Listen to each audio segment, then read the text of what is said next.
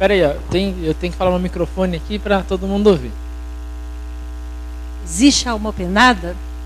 E aí, existe espíritos andando por aí, alma penada? Alguém tem mais algum dizer assim? Olha lá, fala aqui no microfone. Não, todo espírito que anda aqui no nosso mundo, ele necessariamente é do mal? Se os espíritos que estão andando, né, se arrependem do mal, como que é? O Roberto não falou, mas ele mostrou uma coisa aqui, né? Ele mostrou a palavra de Deus e que a gente está firmado nela. Então o Roberto, ele preparou uma pequena devoção sobre esse tema. Então, Roberto, você pode ler para nós? O que talvez a Bíblia tenha a falar sobre esse mundo espiritual?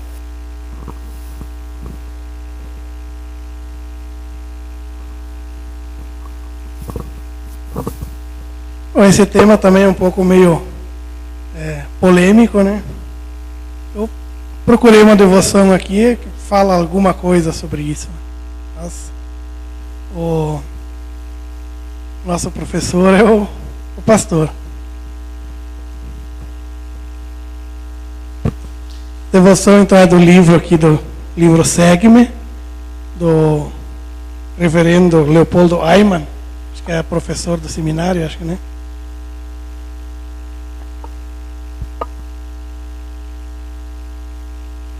Para entender um pouco melhor o texto, eu vou ler a base bíblica aqui.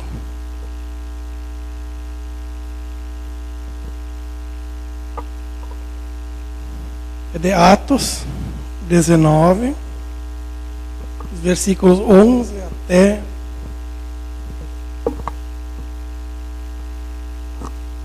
20.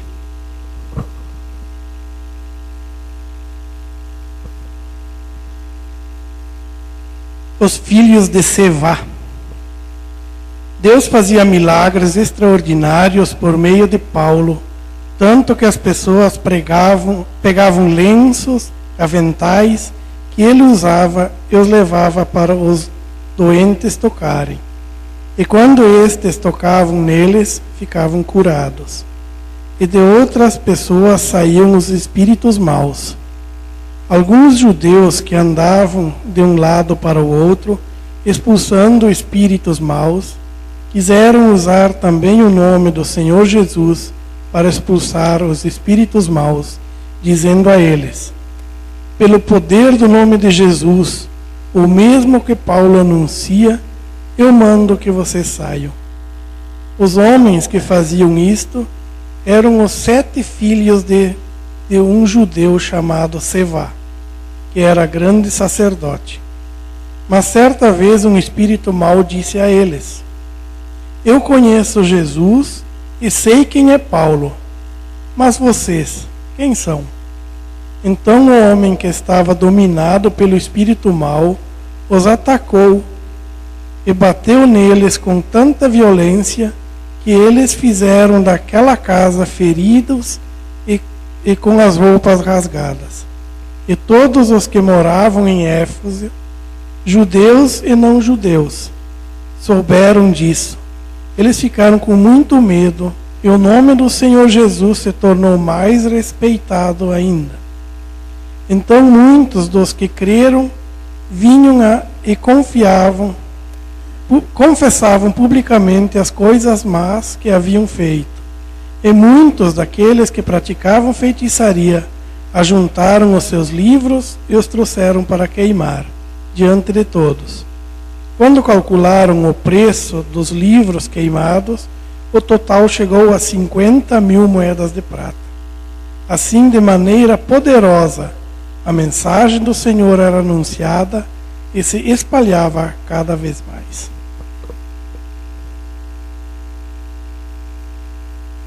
A mensagem diz o seguinte: livros na fogueira. Se Deus quiser voltar para nós outros, assim Paulo se Deus quiser, voltarei para vós outros. Assim Paulo se despedia daquele pequeno grupo de cristãos de Éfeso. Ao concluir a sua segunda viagem missionária, Deus quis e permitiu que o desejo de Paulo se cumprisse. E Paulo voltou. Ao empreender sua terceira e última viagem missionária, Paulo vai diretamente para Éfeso, onde passa 2 anos e 3 meses provado pelas Escrituras que Cristo é o Messias prometido no Antigo Testamento, que é o Salvador da humanidade. Paulo não é apenas um pregador que anuncia o Evangelho às massas, nas praças, auditórios ou sinagogas. Ele é um cura-almas, um pastor que ensina a palavra e ajuda a resolver os problemas pessoais em particular, como Jesus fazia. Nas sinagogas dos judeus, Paulo falou do caminho de Jesus diante das multidões por 3 meses. Na escola filosófica de Tirano, pregou publicamente o Evangelho de Cristo por 2 anos. Em particular, atendeu um grupo de 12 homens que se encontrou em dúvidas em respeito ao batismo de João Batista e ao batismo do Espírito Santo. Em particular, ainda deu assistência àqueles que deixavam das artes mágicas, as feitiçarias, e confessavam os seus pecados. E houve muitos outros atendimentos. Em Éfeso, principal cidade da Ásia Menor, onde adoravam a grande deusa Diana, era intensa a prática do ocultismo. Eram numerosos os adivinhadores, falsos profetas e os anunciadores de ameaças e tragédias, feiticeiros, encantadores, mágicos e os que consultavam os mortos. Todas estas artes mágicas são ofensas e pecados contra o Senhor.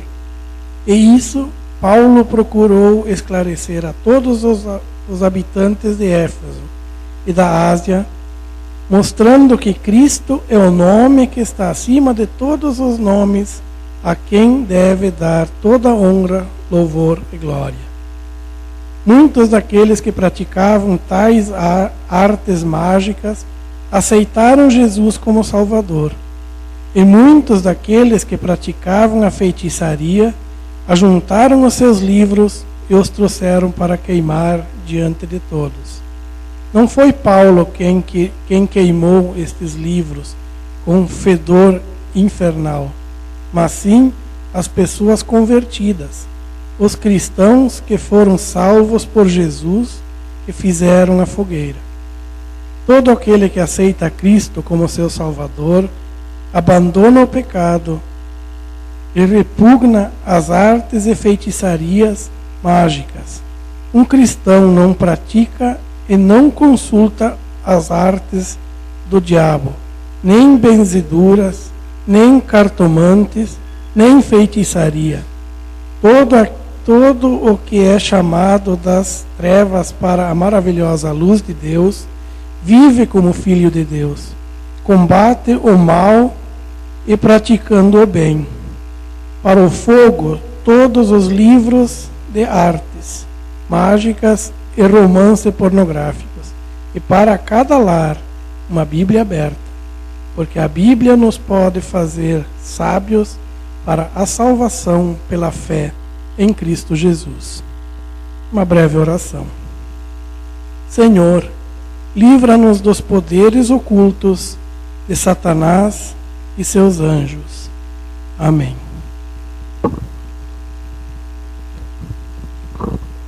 Ele escolheu poltergeist.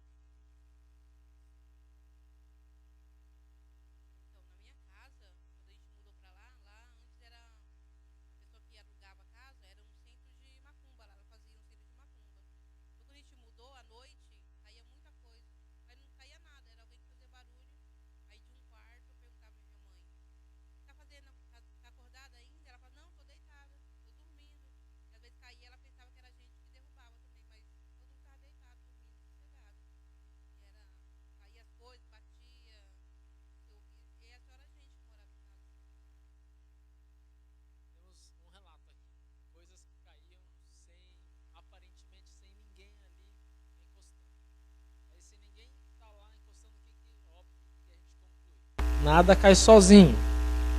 Qual a conclusão lógica? Pode ser o vento, um rato, né? Pode ser várias coisas e dentre elas a gente às vezes pensa que é um poltergeist, um espírito brincalhão. Tá? Alguém tem mais alguma história assim desse tipo que presenciou? Algo que alguém viu, ouviu? Seu Sebastião? Então Sebastião viu um fantasma. Eu não vi, meus pais contavam, né? Que há muitos anos atrás, né? Então, a minha avó, a mãe do meu pai, né? Então, morava em sítio.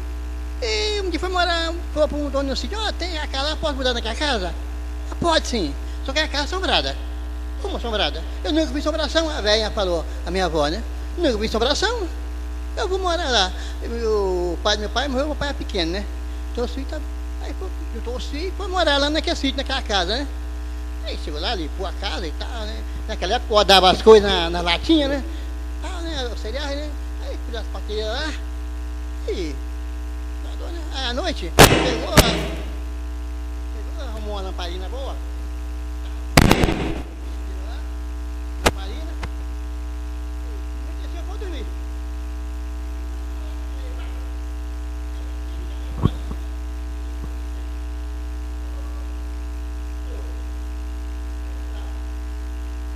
Ah,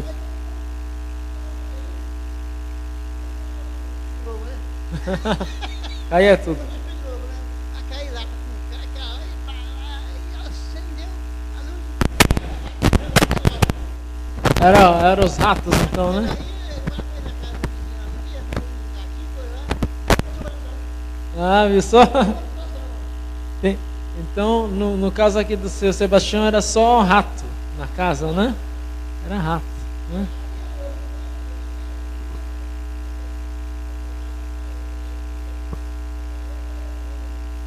É. Então, a assombração que seu Sebastião conta era ratos. Mas olha, vamos ver aqui a explicação da ciência, né? Porque fantasma tem que ser a última explicação. Mesmo a gente sendo cristão, a gente crê que existe o espírito, que a gente morre, tem o espírito que sai do corpo, vai para Deus, a gente crê na existência do diabo, dos demônios, de anjos, cremos em seres espirituais. Mas para atestar, não, é um fenômeno real, é um fantasma, um espírito, um demônio, seja lá o que for, a gente tem que ter certeza. E olha o que a ciência mostra. Tem um vídeo antes, antes desse slide, tem que mexer o mouse para aparecer o cursorzinho para colocar o play. Então, a gente está sem som, mas é legendado o vídeo, né? Vamos ver aqui, ó, nesse caso. Não é legendado não. Eu vou ter que ir falando aqui para vocês. Então esse rapaz aqui, ele sentia uma presença num laboratório. Aí ele olhava para trás, via vultos. Ele via mesmo, ele é um ateu, é cientista, né? Não crê nada disso. E ele sentia a presença, um vulto, às vezes ele sentia que encostava nele, né? Essa presença fantasmagórica, né? Então um dia ele se virou para trás e ele viu um vulto mesmo, algo estranho, tipo um espírito em sombras, né?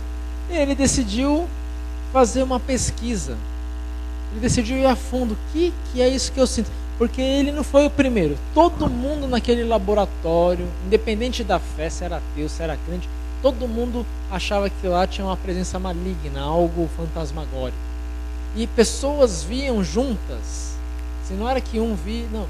Pessoas tinham a mesma alucinação juntos. Então muitos pensavam, muitos cientistas diziam, não, é possível a gente ter uma alucinação coletiva desse vulto, nós estamos vendo ele está ali, né, perto da água, ele está ali, perto da máquina de Xerox, ó, a gente consegue visualizar um borrão assim. Então eles viam isso direto. Aí ele decidiu investigar. Ele colocou um sensor de som em todo o ambiente, né? Então o vídeo está mostrando isso. Ele foi, como cientista, foi investigar o que era esse poltergeist, essa presença, esses vultos, né? E a conclusão que ele chega é que tinha um som, um infrassom. O que é um infrassom? É um som que você não escuta. Cachorro escuta, gato, é um infrassom. E esse infrassom, né, que era uma onda muito inaudível, baixa, de baixa frequência, vinha de um objeto ali no escritório.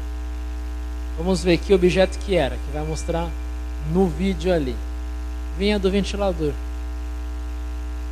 O ventilador produzia um infrassom, e esse infrassom, quando em contato com os fluidos cerebrais e oculares, produz a visão de espíritos e vultos.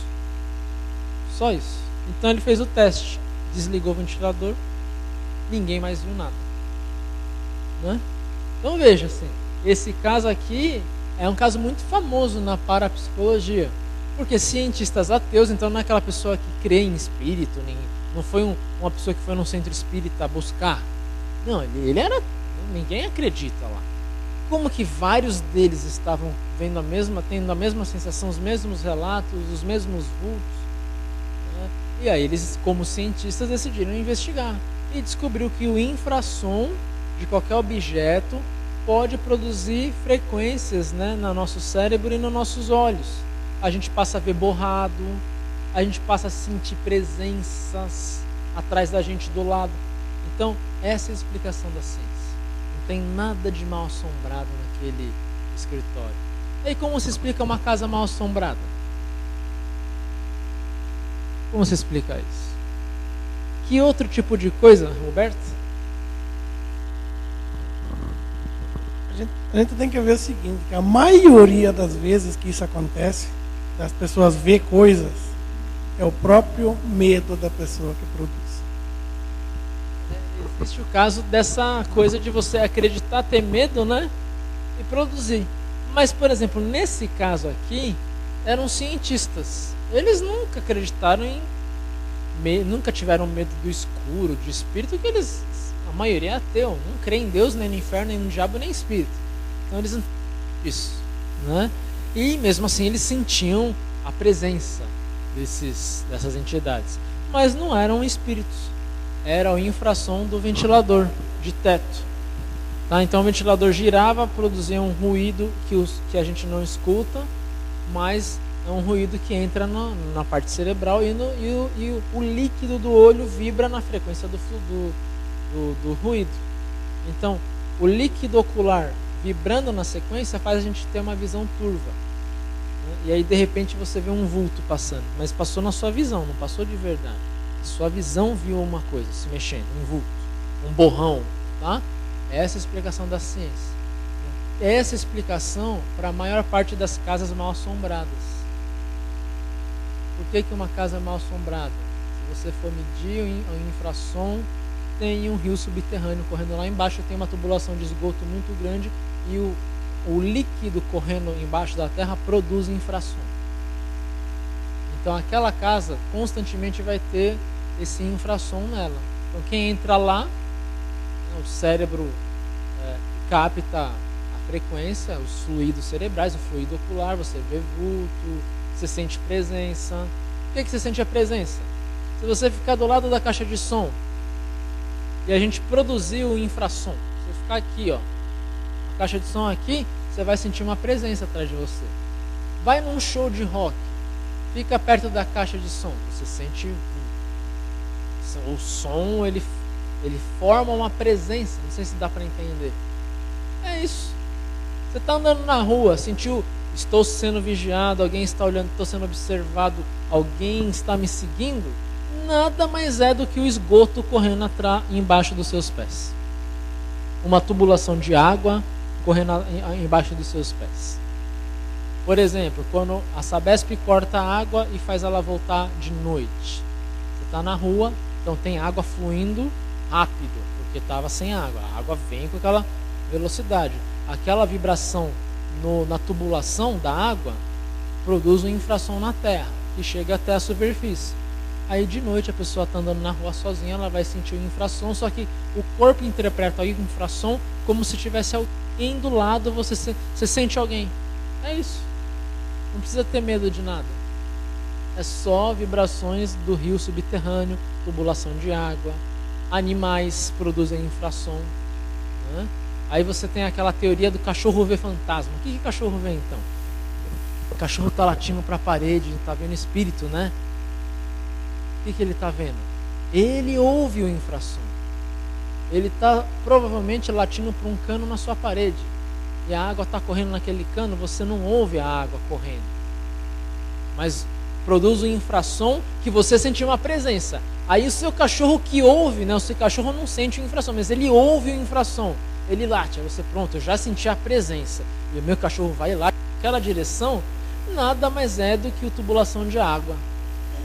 A água está lá entrando na sua caixa d'água, ou alguém usou lá embaixo, a água saiu da caixa, correu pelo cano, o cano vibrou, você sentiu uma presença, o cachorro ouviu um barulho e ruído estranho na parede, que é a água caindo, ele vai latir, pronto. Criou-se a casa mal assombrada. Né? Aí essa casa mal assombrada, provavelmente ela é vendida rápido, né? Com a fama de mal assombrada. Quem que aproveita essa fama? E que se abre naquela casa lá? Um centro espírita, ou um centro de macumba, ou um centro de candomblé. Porque as pessoas vão fazer o culto lá e o infrassom lá embaixo vai produzir todas essas experiências. E você vai lá no centro de Umbanda, tem um rio subterrâneo embaixo daquela casa, tem um esgoto, alguma coisa produz infrassom na hora do batuque e tal, todo mundo está sentindo uma presença ali. Pronto, ficou famoso. Aí, no caso da Tereza e do Roberto, a casa é vendida. O infrassom continua lá. Aí a gente ouve coisas acontecendo, objetos caindo, é o infrassom. A vibração que você não sente, mas a vibração está lá, ela vai devagarinho, vai empurrando alguns objetos mais propensos a isso, e o objeto cai. Pronto. Os espíritos estão aqui. Tudo não passa de uma explicação científica, racional, e não tem nada a ver com o diabo, nada a ver com demônio, nada a ver com espírito. É o infrassom debaixo da sua casa. Por que não tem centro de macumba no deserto? Já parou para pensar? Não vai encontrar um centro de macumba num campo árido, terra árida, não tem água, não tem poço, não tem nada correndo embaixo, não tem tubulação. Porque o centro de Umbanda geralmente é em local úmido, ou centro de... Né, assim, eu falo de Umbanda, mas eu quero dizer assim, centros que têm a fama de baixar o espírito. Geralmente é perto de alguma fonte de infração. Né? Não sei se deu para entender isso. Deu para entender, né? Oi. Lembrei agora de uma coisa muito estranha que aconteceu comigo. Tem muitos anos, na época que teve aquele filme Titanic. Eu assisti o filme e me impressionei bastante, me colocando no lugar daquelas pessoas, enfim. Daí fui atrás de documentários, enfim. E assisti mais de uma vez o filme. E numa noite que eu tinha assistido o filme, fui dormir tranquila, normal. Só que eu acordei durante a madrugada para ir ao banheiro, e em cima do meu cobertor estava cheio de areia. Mas aquela areia como se tivesse ventado e assentado aquela areia de praia. Aí eu fiquei super impressionada, não consegui mais dormir, fui lá pro pé da cama da minha mãe, já morava com ele, inclusive. E minha mãe recolheu toda aquela areia para que a gente visse no dia seguinte que realmente aconteceu. E realmente tinha areia. Não tinha no teto não tinha nada caído, né? Não estava tendo reforma na minha casa. Não tinha animal pequeno para subir na cama com pé de areia. Enfim, foi algo estranho que a gente não consegue explicar até hoje. Desafio, né? O que será que é essa areia? Tem que ter uma explicação. Tem que chamar o Padre Quevedo, né? Da areia. Mas assim, a maior parte dos fenômenos que a gente às vezes acha que é espiritual, ou ação de demônio, hoje é é pura parapsicologia, pura ciência. A parapsicologia, por exemplo, vai explicar... pode passar para o próximo slide, por favor? A parapsicologia diz que os poltergeist, aí reais, né? Não infração, não tem infração. Se for lá, não tem infração, uma casa tranquila. Mas está caindo coisa, pega fogo na parede, voa, objeto, flutua. Aí não tem como falar que é infração, né? Algo está produzindo aquilo, né? Ou a areia, por exemplo, né? Olha o que a parapsicologia fala para esse tipo de coisa. No caso da areia ali, né, a parapsicologia chama isso de telecinésia tátil, alguma coisa assim, né? Cinésia é mexer as coisas, a telecinésia, né? Mexer por força da mente, digamos, né? Então a telecinésia, algo se flutua, isso é telecinésia na parapsicologia, tá? O que produz esse tipo de evento, segundo esse campo de estudo? Está ali, ó. Eventos assim estão quase sempre ligados à adolescência. Pessoas adolescentes, geralmente meninas, tá? E sempre a pessoas problemáticas ou reprimidas. Tem algo ali dentro dessa pessoa, né? Por isso, geralmente nas casas mal assombradas aparece claramente essa psicologia infantil. Aí ele usa um termo forte ali, né? Retardada, mas não no sentido pejorativo, alguém com deficiência cognitiva, né? Ou problemática, uma psicologia problemática. Nem demônios, nem espírito de bruxa. Um exemplo, em Caxias do Sul, uma casa voava pedra, assim, pedra grande, saía lá de dentro e voava. Ninguém sabia o que era. Chamaram várias pessoas, ninguém descobriu. Pronto, era uma casa mal assombrada. Aí o pastor que foi lá, ele é especializado nessa área, ele começou a entrevistar os habitantes da casa e descobriu que quem produzia aquilo era uma menina de 14 anos. Só que não é que produz com nenhum evento desse é consciente, não é assim, eu vou mover esse objeto.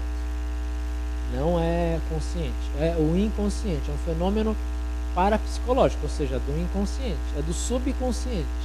Então alguma coisa ficou reprimida no inconsciente. No inconsciente a gente reprime coisas ruins, traumas, pode ser até um filme mesmo, alguma coisa que te marca.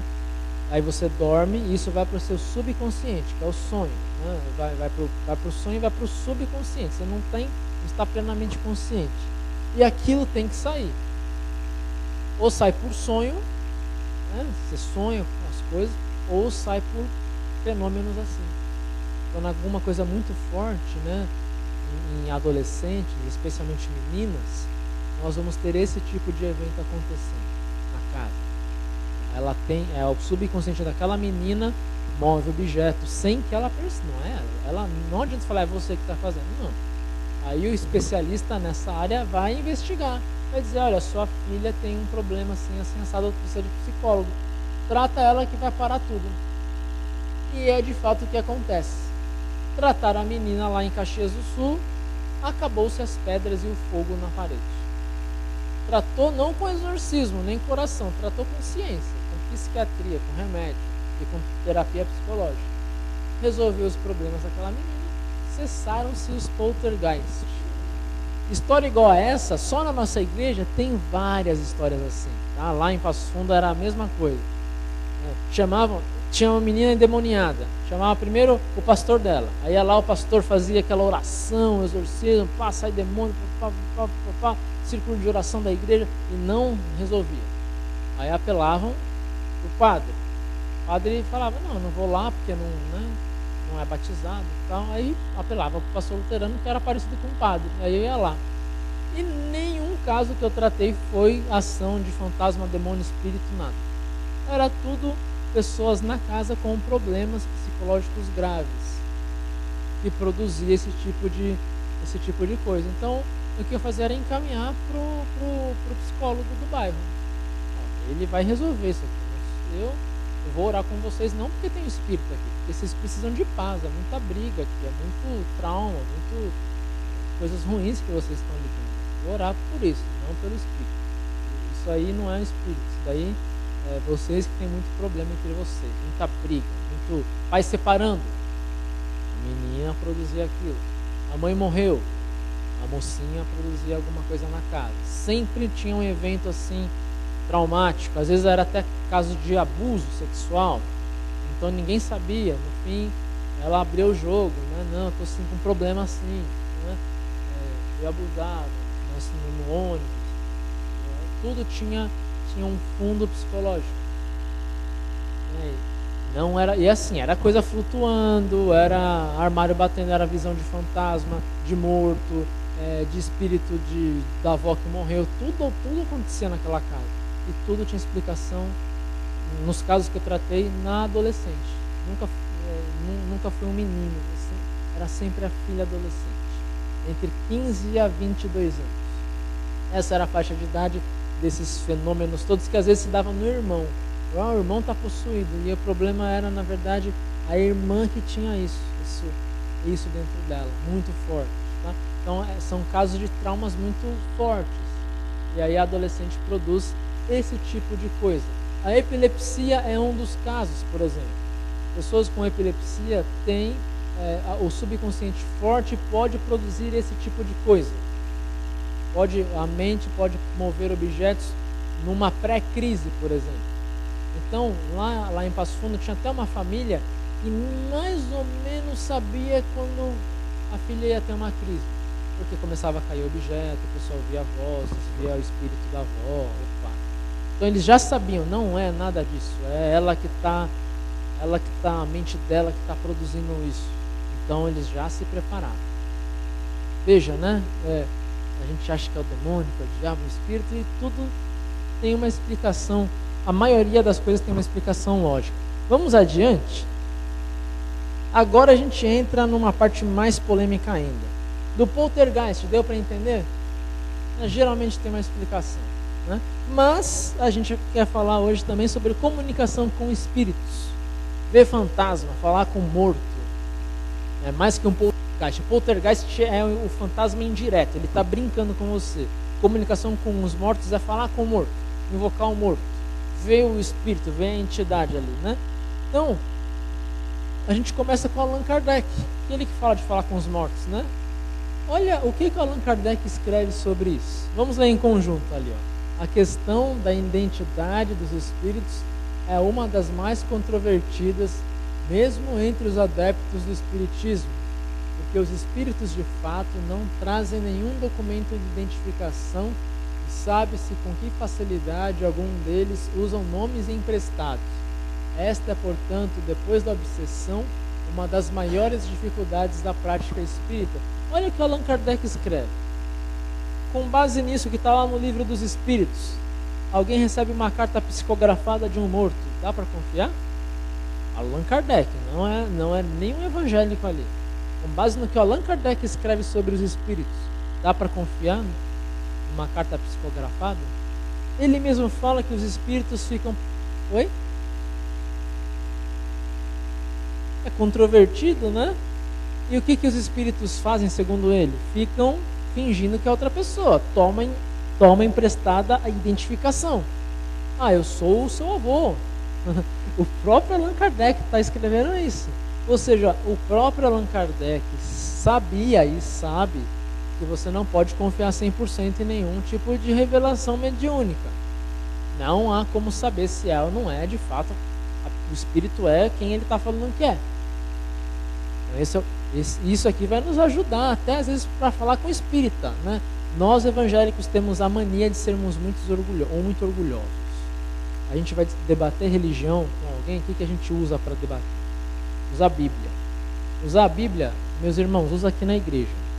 Bíblia, só é a palavra de Deus para nós. Lá fora, ninguém quer ouvir a Bíblia. Lógico que a Bíblia é a palavra de Deus também para eles lá fora, óbvio. Mas eles não ouvem a Bíblia como palavra de Deus. Você fala, Senhor é meu pastor, para eles, e daí? Então não adianta você usar a Bíblia para falar de espiritismo com espírita. Está aqui na Bíblia, Deuteronômio. Não adianta, você não vai converter essa pessoa. Você só vai mostrar para ela que o cristianismo não gosta do espiritismo. Só isso que ela vai concluir da sua ação de testemunho. Então, para você, às vezes, evangelizar alguém de outra religião, não é atacar a religião, não é falar que a sua é melhor, não é citar a Bíblia e direto e tal, e cair nessa tentação de ficar uma discussão. estuda a religião da pessoa, vai a fundo na religião dela, conhece a fundo. Aí você lê o livro dos Espíritos e você leva ela lá para o livro dela. Pega o livro dos Espíritos, abre na página 57. Lê para mim o que Allan Kardec fala sobre a identidade dos Espíritos. Só vai ler. Ela leu, você vai perguntar: e aí, dá para confiar que de fato aquele Espírito que está se manifestando ali é quem ele diz que é?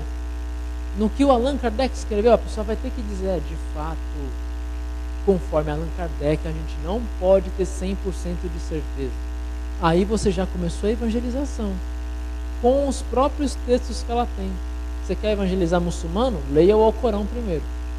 Leia os escritos que eles têm e mostre Jesus lá dentro. Ou mostre a incoerência daquela pregação lá dentro, do campo deles, né? Lá dentro.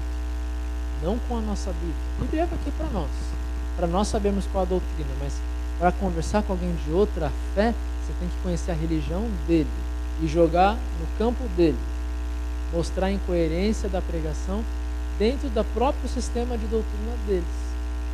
Aí você tem que usar a cabeça mesmo, né? E o Espírito Santo te dá o poder de pregar o Evangelho. Aí quando a pessoa ficou com a pulga atrás da orelha, depois que leu aquilo, aí você apresenta Jesus.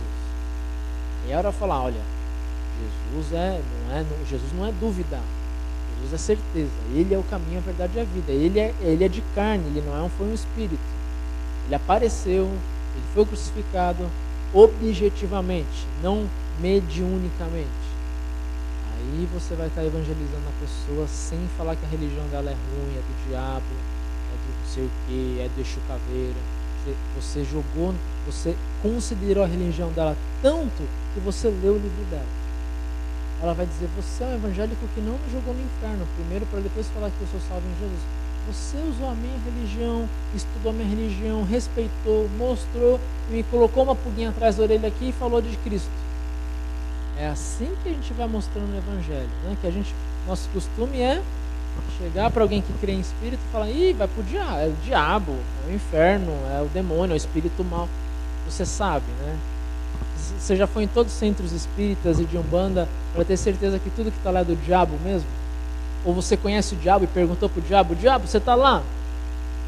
Às vezes nós evangélicos cremos mais no diabo do que o próprio diabo, porque é tanta coisa que a gente fala que é do diabo, que é o diabo que faz mediunidade, o diabo que faz a cura, o diabo que faz não sei o quê. Mas você perguntou para o diabo? Eu não, eu nunca perguntei para ele, nunca vi ele. E eu fui em todos os centros espíritas de Umbanda, de igrejas que curam, para saber se o diabo está lá? Também não fui. Então eu não posso dizer se é do diabo ou não que acontece lá. Conheci pouco dessas religiões, eu não posso dizer. O que eu sei é que na própria religião deles há uma dúvida. Isso eu sei, porque está lá escrito. Entende qual que deve ser a nossa atitude nesse assunto também?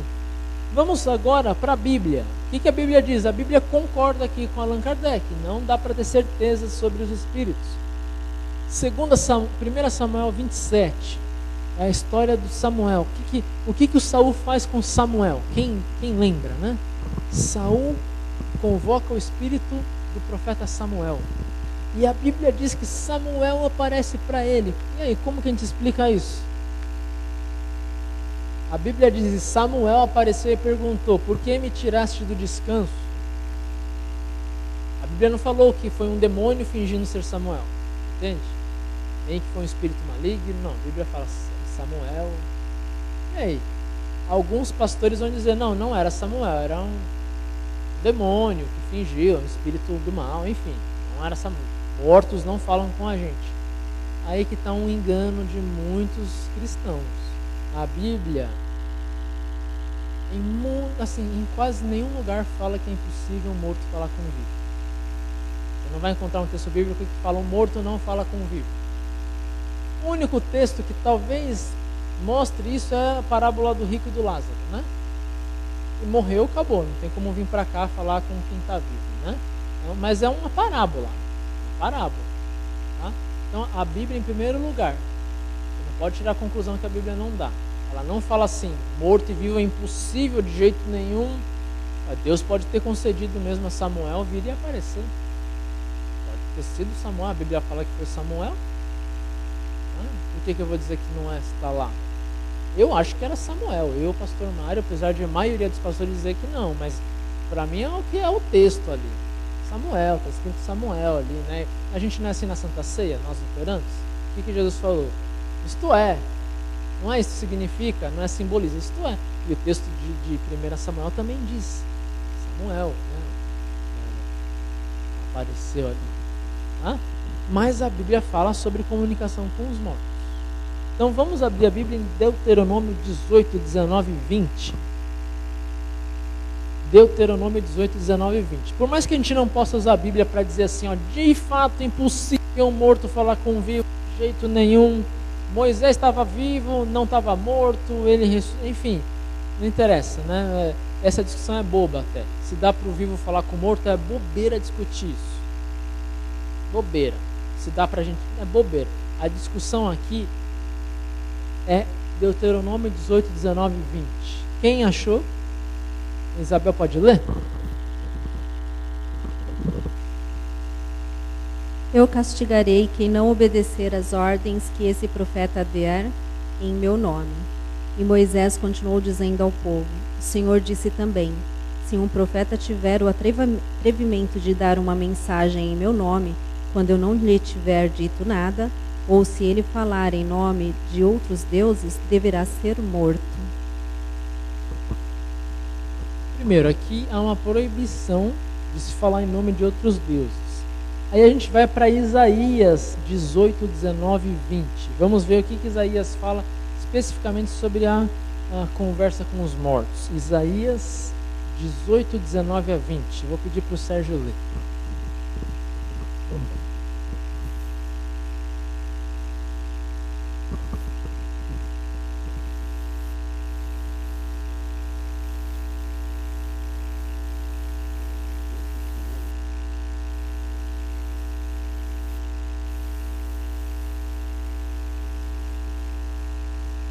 Tem algo?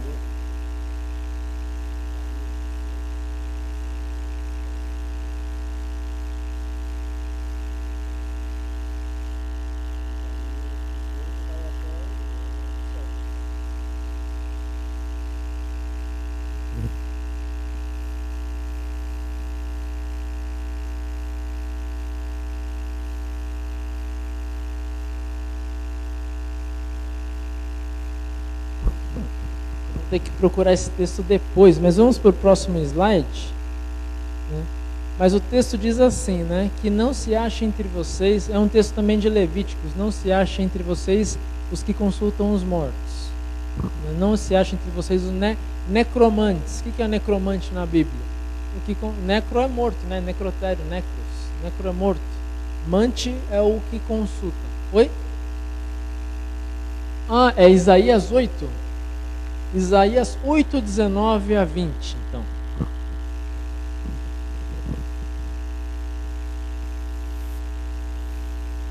Isaías 8, 19 e 20.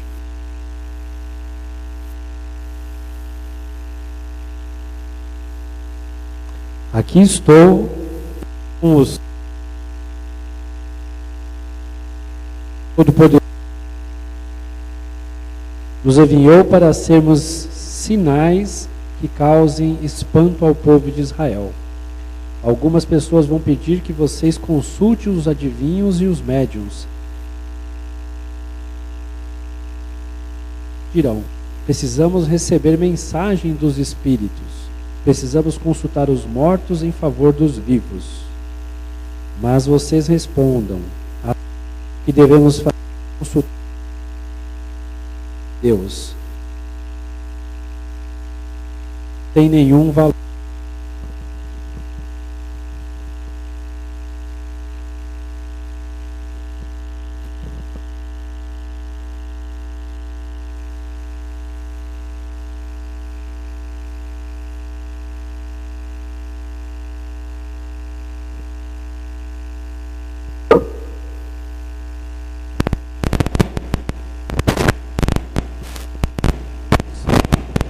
Alô, som. Eu vou continuar com esse, acho que vai pegando. Tá acabando. Então, Isaías fala que os médiuns dizem não tem valor. Isaías está dizendo, consultar mortos não leva a lugar nenhum. Está isso em Deuteronômio, está em Levíticos, está em toda a Bíblia. O que Jesus fala lá na parábola do rico e do Lázaro, sobre os mortos? A gente precisa consultar os mortos? Jesus fala, eles têm Moisés e os profetas, eles que leiam a Bíblia para saber alguma coisa, não ficar consultando os mortos, tá? E ver os mortos agora, né? Porque assim, ver um morto, falar com o morto tem algo além de um poltergeist, né? Um infrassom não é capaz de produzir assim a visão de um morto, né? O infrassom produz o vulto, coisas caindo, né? Atividade paranormal, né? Assim, meninas ou adolescentes com problemas psicológicos pode produzir fenômenos de coisa levitando, enfim. Mas em um espírito, tenho certeza aqui que todo mundo tem alguma história sobre ter visto espírito ou não. Fantasma. Viu o espírito da avó uma vez caminhando. Eu mesmo tenho, assim. Vi minha avó depois que ela morreu, na praia. Ela passou assim, eu fui correr atrás dela, né? Eu estava na praia e sumiu. E era minha avó. Claramente minha avó. Vi minha avó, na minha casa acontecia cada coisa, assim, antes da minha avó morrer, um fio de nylon de pendurava a roupa, se encheu daquelas aquelas mosca verde, assim, né? Encheu assim, encheu. E aí minha mãe viu aquilo e falou, vem coisa ruim. Tava cheio assim. Aí, no dia que a minha avó morreu, caiu todas as panelas da cozinha dela, assim. No momento da morte, ela estava no hospital, né?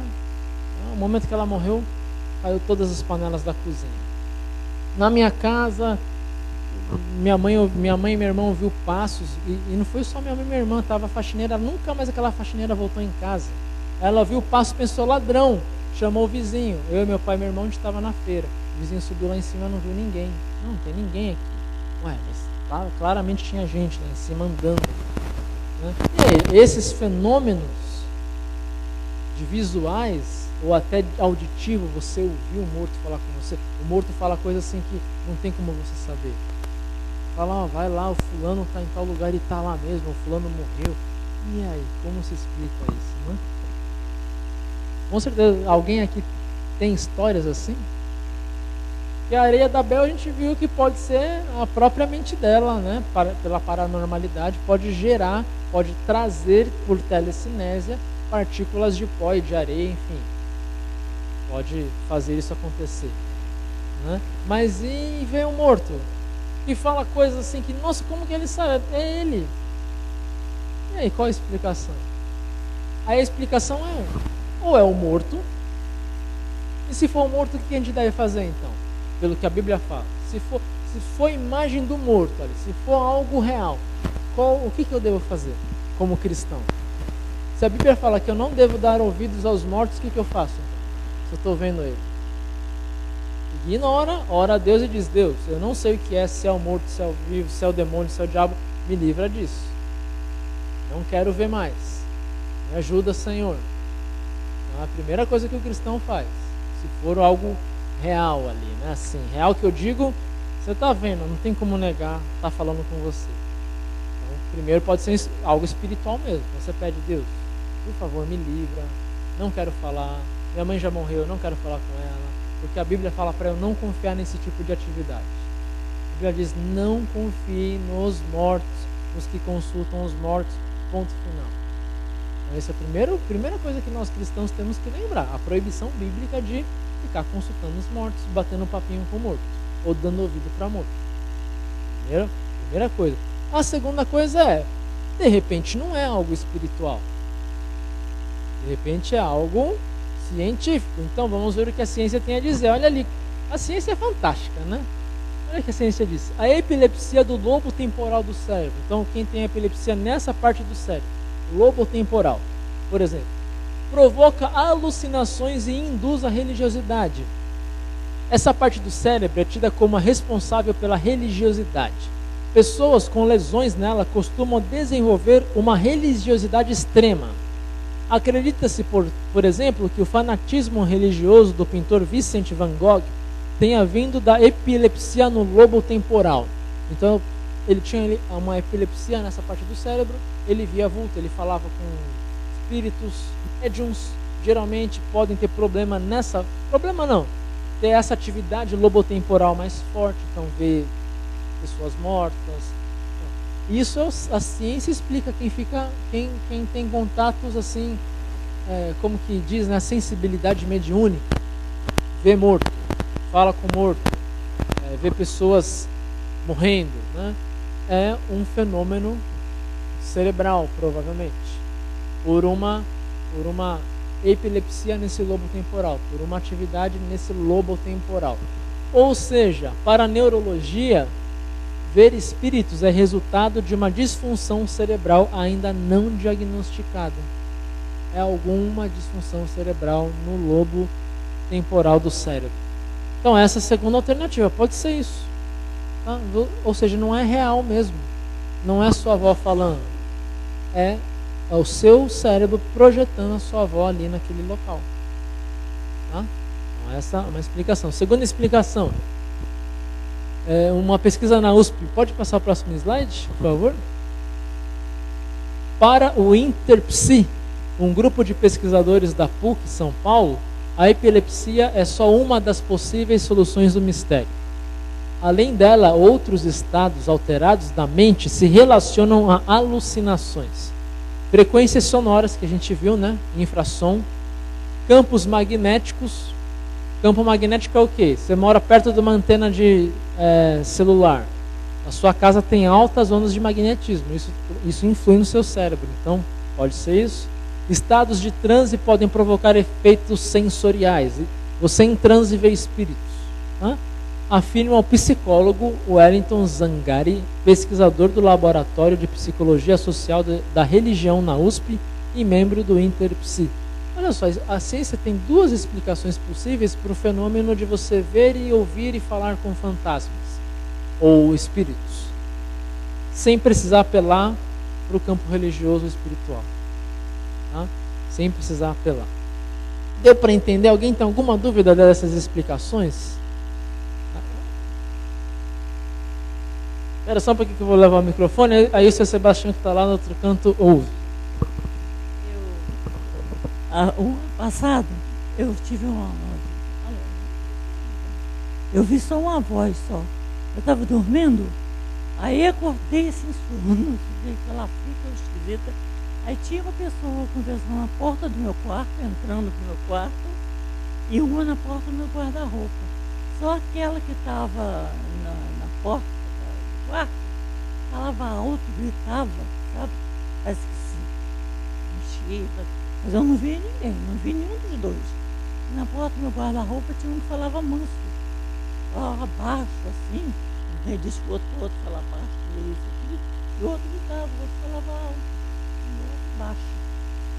Aí então, o que eu quero dizer é o seguinte, o que pode ser isso? Se é alguma coisa de Deus, ou diabo, sei lá o que é, ou tem alguma coisa a ver com isso?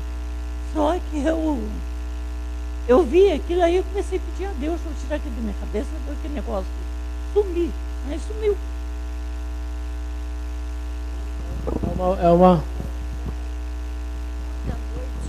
Eu sonhei com a minha mãe. Não é que eu sonhei, eu gritava por ela. Sabe? Eu gritava por ela, pela minha mãe, gritando. E eu acordei, eu falei, Deus, mas minha mãe está aqui? Não está.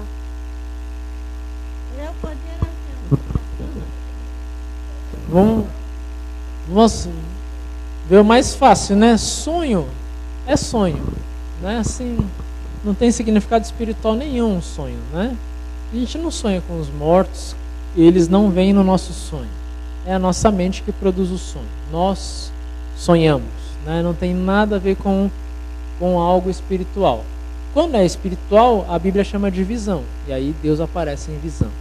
Agora, sonhar com o morto, em nenhum local da Bíblia, por exemplo, tenha um sonho com o morto ser uma visão de Deus. Deus mandou aquele morto falar com o fulano. Não tem. Se Deus tem que falar com a gente, ele fala de duas formas. Ou visão, É um sonho, como José sonhou com o anjo Gabriel, ou o anjo vem e fala igual falou com Maria. Mas o morto, Deus nunca mandou um morto, a nossa mãe, falar com a gente. Então não era a mãe da senhora, era um sonho, era algo que a cabeça provocou. Hoje Deus não manda mais nem visão e nem sonho, nem anjo. Por que que não? O que nós temos hoje que Deus se revela a nós? Nós temos a Bíblia, nós não precisamos de anjo. Paulo fala, se um anjo vier trazer outra mensagem que não seja o Evangelho, não seja a Bíblia, que seja amaldiçoado. Então Deus não manda mais anjo trazer mensagem de Deus para ele. Não tem mais revelação assim, não tem mais uma visão. Deus me apareceu em visão, mandou eu fazer alguma coisa, pregar uma coisa diferente. Não existe. A maioria das heresias nasce desse tipo de coisa. Tem a visão dos 12. Aí tem que ter 12 discípulos, esses 12 tem que fazer outros 12, e gera aquela coisa assim que às vezes a igreja até bomba, cresce, mas você aniquila várias consciências no processo. E se o cara não produz 12 discípulos dele aqui, meus 12 não produz 12, eu vou ficar zoutrinando ele. É um mau discípulo, é o ramo ruim. Cortei você fora, está no inferno. Vou pegar outro que vai produzir. A igreja cresce, mas a que custo? Com várias pessoas abandonando a misericórdia de Deus. Então, heresias assim, por mais que às vezes parece que funciona, mas vem da cabeça de uma visão que não foi Deus que deu. Porque Deus não dá uma visão assim, olha, agora a estratégia da igreja é essa, porque eu estou te revelando. A estratégia da igreja Deus deixou em Atos. É pregação do Evangelho, o Espírito Santo de Deus na igreja e o amor cristão. É isso que faz a igreja crescer. Vejam como eles se amavam e a igreja de Atos cresceu. E da senhora de ouvir coisas, eu acho que esse quadro explica bem. De repente, se for num especialista de neurologia, ele vai descobrir alguma onda cerebral, alguma parte do cérebro que produz esse tipo de alucinação auditiva, de escutar, né? E geralmente também assim, quanto mais idade nós avançamos, mais propensos estamos a alucinações assim, a ver coisas, tá? A minha avó via coisa todo dia, mas ela já estava com demência senil. Ela via espírito, mas não era coisa da cabeça mesmo, a cabeça produzia isso. Então a idade também acontece no cérebro, a idade. A gente vai envelhecendo cerebralmente, né? O que é importante a gente lembrar? Que caso a gente veja, não leve a sério. Pensa assim, o meu cérebro está pregando uma peça em mim. Estou ouvindo, mas não é de verdade. Né? Por quê? Porque quem ouve, quem vê, como você sabe que aquela pessoa era um fantasma? Vamos fazer essa pergunta, por exemplo. Você viu alguém na rua, você tinha certeza que era um espírito. Como que você sabe que é um espírito? Um desconhecido, não alguém conhecido que morreu. A pessoa diz, nossa, eu vi um menino, um espírito de um menino que me pediu ajuda. Mas e se fosse um menino de verdade? Como você sabe que era um espírito? Sabe como a pessoa sabe que aquilo era um espírito? Porque aquele espírito não é igual a um ser humano normal. O cérebro não é capaz de produzir uma pessoa com todos os detalhes. Produz um holograma, digamos assim. Então você vê que tem cara de ser humano, fala como ser humano. Eu encosto, é ser humano, mas está meio borrado assim. Não é um ser humano, é um espírito. Então as próprias pessoas que têm sensibilidade quando vê alguma coisa, já sabe que não é real mesmo. Aí é espírito. Não é espírito. É a cabeça que produziu aquela imagem, aquele som, aquilo tudo. Se eu ouço vozes, como que eu sei que é de um espírito e não de um meu vizinho? Porque a voz que eu ouço não é uma voz por meio das cordas sonoras, né? Da vibração sonora. É lá dentro. Então eu sei que aquela voz não é uma voz de alguém normal, é uma voz espiritual. Então o cérebro, o próprio médium, entre aspas, que vê ou sente, ele sabe que aquela voz não é uma voz humana normal e nem é uma imagem humana normal. Tá? Isso já mostra que é algo muito cerebral. Porque quando Deus mandava um anjo, você não sabia a diferença de um anjo e de um ser humano. O que Jesus fala? Às vezes você hospedou anjo sem saber que era um anjo. E era um anjo. Não tem dúvida. Não, é um ser espiritual, não era um anjo. E era um anjo igual a cada um de nós aqui. Passou despercebido que era um anjo. Tá? Mas a gente tem que ir para um outro lado. Vamos para o próximo slide. Não há como negar que existe possessão demoníaca e obsessão. Próximo slide. Por exemplo, pode passar mais um? Ixi, a figura ficou bem na frente ali. Se dá para tirar. Né? Nós vamos...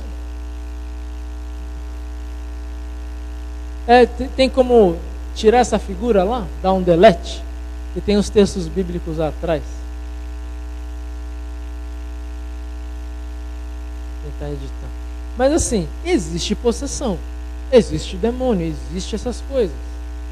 Como ter certeza que há uma ação espiritual de um espírito ruim, maligno, demoníaco? Como ter certeza disso? Em primeiro lugar, né, você tem que tirar da frente qualquer explicação lógica, racional e médica. Não? Não, então eu vou ler aqui o que eu tenho. Né? A Bíblia fala que os demônios são o quê? Anjos que se rebelaram, né? Vai estar lá em Judas, no livro de Judas, né? Eram anjos de luz que se voltaram contra Deus. A Bíblia fala também que os demônios e o diabo, principalmente, é o pai da mentira. A Bíblia chama o diabo de Satanás. O que é Satanás em hebraico? É o inimigo, não é o nome dele. Tem gente que fala, não vou falar Satanás porque eu estou invocando. Não, Satanás é uma palavra, não é o nome do diabo. Né? Nem diabo é um nome. Diabo também é uma palavra. Né? Diabo significa aquele que tem poder. Né? Outro nome para o diabo é então Lúcifer não está na Bíblia, tá? Não existe esse nome na Bíblia, Lúcifer. Né? Lúcifer significa anjo de luz, entidade de luz, mas não é um nome bíblico, é algo que se inventou na Idade Média para dar um nome para Lúcifer. Né? Tem um texto que fala da estrela da manhã como Lúcifer, né? A estrela da luz. Né? Então alguns vão falar que a estrela da manhã é o diabo, né? Mas a estrela da manhã também é usada para se referir a Jesus. Jesus é a estrela da manhã. Então a gente não sabe se Lúcifer é o próprio Cristo, estrela da manhã, ou o nome do diabo. Né? Então, e mesmo Lúcifer não é um nome, é uma expressão. Né? Ser de luz, entidade de luz, né? Algo relacionado à luz, aquele que porta a luz. Tá? Então a gente não tem certeza. Então não há um nome dele. Né? Há descrições, é o inimigo, é o mentiroso, é o que se opõe, é o enganador, é aquele que engana. Sabe como que é em grego a palavra enganador? É planal, que tem a ver com planeta. Planeta é uma estrela errante, né? Você vê o céu sempre as estrelas estão iguais, os planetas que se movem. Então, por que chama planeta de planeta? Porque os gregos viam os planetas e diziam, é uma estrela enganadora, ela está aqui, mas ela vai se movimentando. Então, o diabo é o planal, é o que engana as pessoas. Você não sabe onde ele está, por exemplo. Tá? O diabo tem poder, a Bíblia fala. A Bíblia fala em Romanos, em 2 Coríntios. Vamos ler ali 2 Coríntios 12, 7, por exemplo. A Bíblia fala que o diabo é responsável pela apostasia, pela heresia. Quem planta heresia na igreja? O ser humano, mas o diabo é a especialidade dele, falso ensino. A especialidade do diabo é falso ensino, não é ficar possuindo as pessoas, não, né? Nem ficar colocando mulher pelada na banca de jornal. Isso daí o diabo não precisa fazer, não. Isso daí o ser humano faria normalmente. O diabo está interessado em outras coisas, né? Então, 2 Coríntios 12, 7. Quem pode ler? Abel achou? Abel vai. Mas, para que não ficasse orgulhoso demais por causa das coisas maravilhosas que vi, eu recebi uma doença dolorosa, que é como um espinho no meu corpo. Ela veio como um mensageiro de Satanás para me bofetear, para dar bofetadas e impedir que eu ficasse orgulhoso. Então, Paulo fala aqui que o diabo é capaz até de causar males físicos, né? Um espinho na carne ali, Lutero falava isso, né? Em Romanos 16, 20, nós temos ali, diz assim, ó, e Deus, a nossa fonte de paz, logo esmagará Satanás debaixo dos pés de vocês.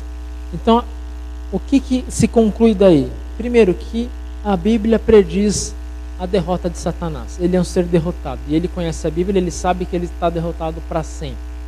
A Bíblia também diz no livro de Jó que o diabo, para atuar, ele precisa do quê? Ele tem livre passaporte? Ele colocou a doença em Paulo porque ele quis. Só. Lembra de Jó? Cada passo que o diabo dava para, digamos assim, prejudicar Jó, para quem que o diabo tinha que pedir permissão? Para Deus. Chegava lá em Deus, ó, Deus, só isso está muito pouco, ele não vai negar a fé. Posso tirar a saúde dele? Deus falava, só a saúde, não a vida. Deus coloca o limite da atuação do diabo. O diabo não pode chegar e tentar quem ele quer e azucrinar quem ele quer. Ele está dentro de limites que o próprio Deus coloca. Por isso que nós luteranos não cremos no milênio. Nós somos uma igreja amilenista, ou seja, nós não cremos que vai ter aquele milênio que o diabo vai ser preso. Para nós estamos no milênio, o diabo está preso. Com a vitória de Cristo na cruz, o diabo foi aprisionado. A ação dele é pequena. E a gente tem pistas sobre isso no mundo. Quantos casos de possessão vocês acham que nós tivemos nos últimos 500 anos de igreja católica e luterana? Só luterana. Quantos casos reais, confirmados, que teve que usar o ofício de exorcismo? 2.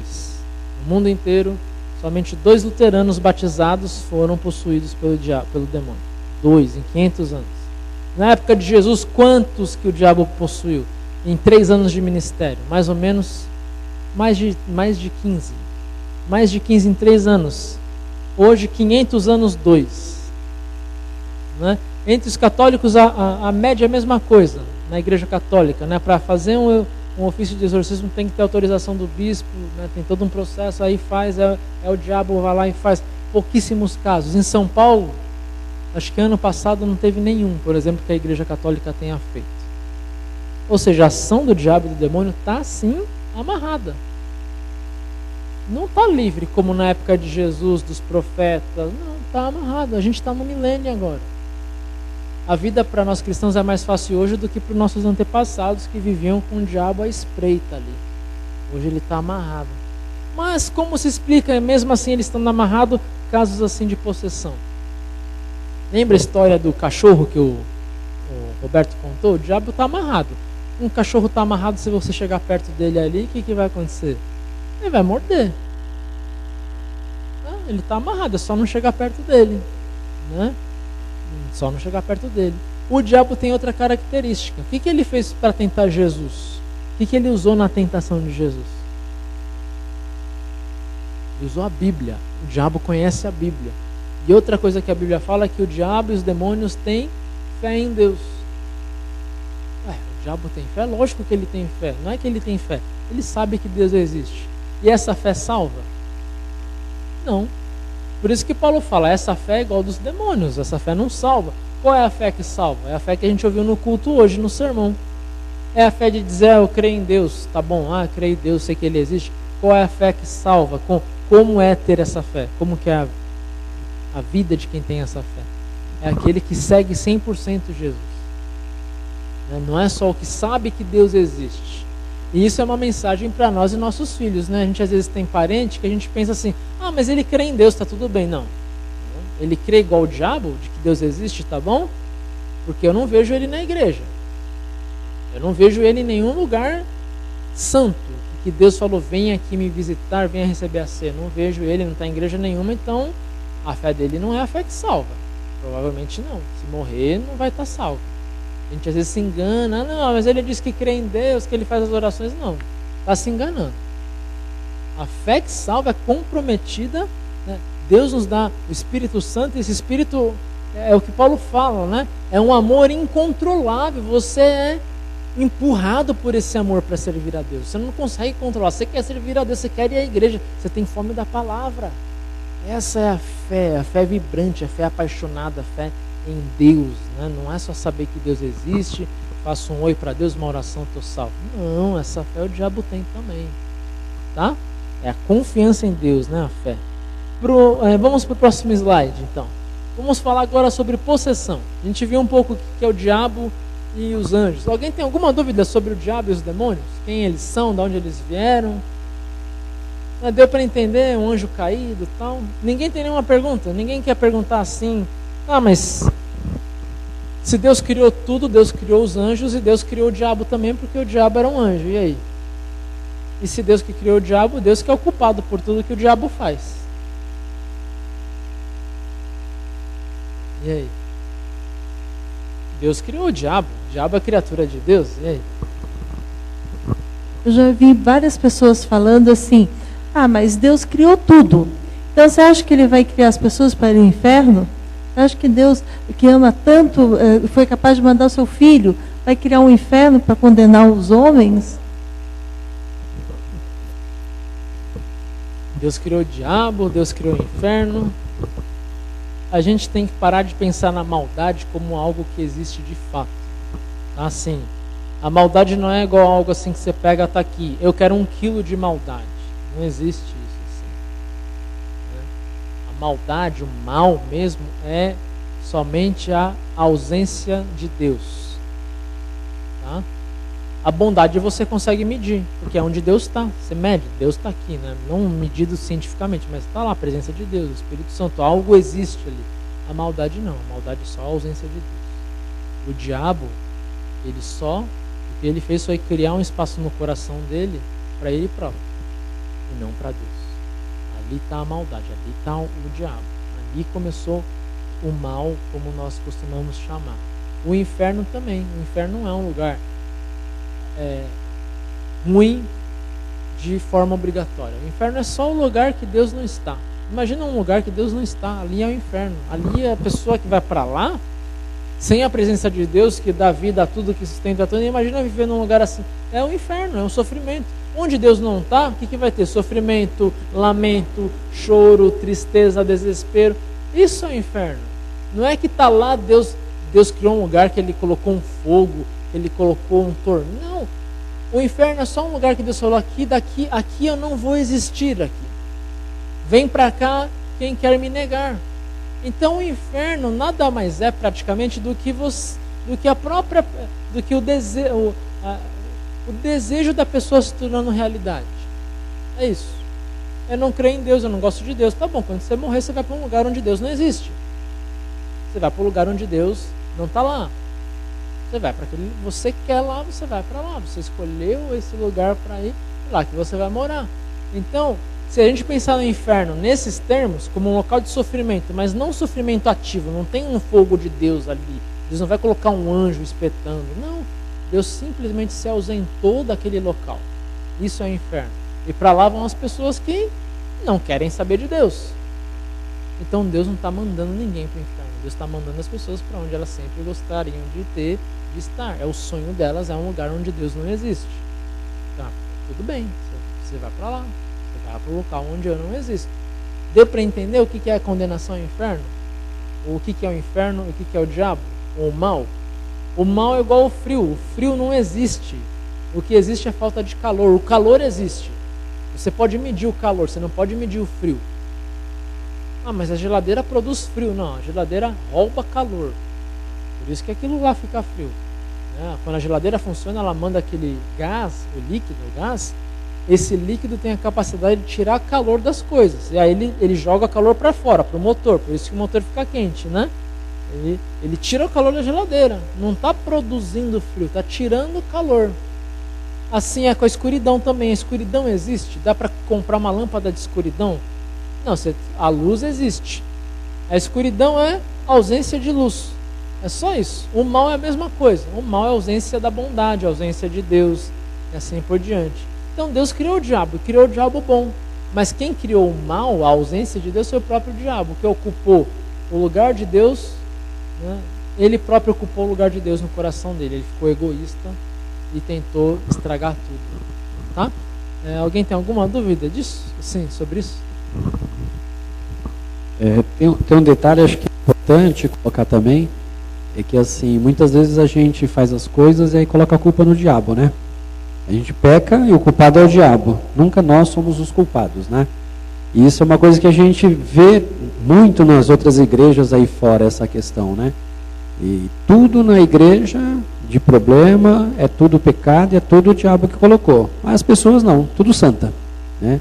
Isso é um problema sério, porque as pessoas deixam se levar por isso, achando que estão numa fé verdadeira, fazendo as coisas certinhas, achando que tudo é o diabo, ele que está fazendo. E a verdade somos nós mesmos, né? Aqui está o mal de nós brasileiros, né? O culpa é do outro. Então, se fizer algo errado, é fácil culpar o diabo. a igreja está indo mal, é fácil culpar o diabo, e não eu assumir meus erros na igreja, na família, né? Então o diabo infelizmente, gente, o diabo não tem culpa de né, de quase nada, poucas coisas na vida a gente pode dizer que é o diabo. Por quê? Onde que o diabo de fato está atuando? Ele não está preocupado se eu vou trair minha mulher. O diabo não está preocupado se homossexual pode casar no civil. Não tá. Isso daí o diabo não está preocupado nada com isso daí. Sempre teve homossexual, não é casando ou não que vai deixar de ter. Sabe essa discussão que a igreja entra? Não pode ter casamento homossexual lá no juiz. Isso, se juiz pode casar homossexual, não vai mudar nada. O homossexual vai continuar homossexual. Pronto, não tem efeito prático na vida cristã. E a gente acha que não, o diabo está fazendo os pessoal, né? E além do mais, querendo ou não, é algo bom que a justiça faz, né? Não é que o homossexual pode casar diante do altar de Deus, que é proibido. Mas é bom, porque se morre o companheiro, quem fica com os direitos dele é o outro, que construiu junto tudo. Então, independente da fé, do espiritual, o que a justiça faz, ela tem que fazer isso mesmo, tem que garantir os direitos do cara que comprou a casa em conjunto com o companheiro. É isso que o país está preocupado quando fala que o homossexual pode fazer uma união civil. É isso, não é que tem que... o Brasil não está preocupado com se Deus gosta ou não. O Brasil está preocupado com o homossexual morre. E o outro que comprou a casa, fica com a casa, ou a casa vai pro filho daquele homossexual que tinha uma mulher antes? Não, a casa vai pro companheiro porque ele pagou. Mas a casa estava no nome do cara que morreu, devia ir pro filho. Então a justiça está preocupada com isso só. Garantir os direitos de quem comprou uma casa junto, um casal de homens. Para que não vá para a ex-esposa ou pro filho. Não, se foi o casal que comprou, fica pro casal. E essa é a preocupação da justiça. Então, essa discussão é boba. O que o diabo se preocupa não é essas coisas. No que o diabo investe o tempo dele? O que vocês acham? Oi? Isso, mas o diabo quer levar a gente para o inferno. Ele não quer fazer com que a gente vire gay, nem que a gente traia a nossa esposa. O diabo quer afastar a gente da fé. É nisso que ele vai investir. Distorcer a palavra, a pregação de heresia. É isso que o diabo gosta. A heresia na igreja, falso ensinamento. E ó como a gente tem bastante hoje nas igrejas, em todas, em nossa também. Temos uma grande idolatria do eu. Hoje é difícil encontrar uma música gospel com Jesus no centro. Você tem que ficar garimpando, né? Você tem que ouvir e é difícil. A maioria é aquela coisa igual sabor de mel. É bonita a música, mas a letra dela é péssima.